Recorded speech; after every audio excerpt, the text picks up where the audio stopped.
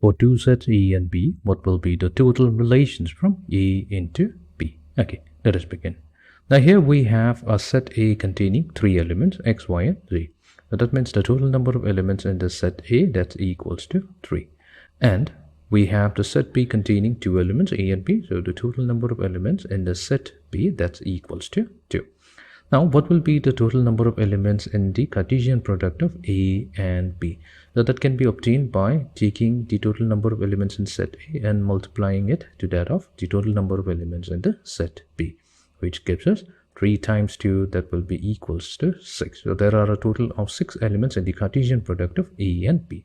Now, what will be the total subsets, or what will be the total possible subsets of the Cartesian product of A and B? The total possible subsets of the Cartesian product of A and B, that's given by 2 raised to the power of the total number of elements in the Cartesian product of A and B. That's 6, which gives us 64. So that means we have 64 possible subsets of the Cartesian product of A and B.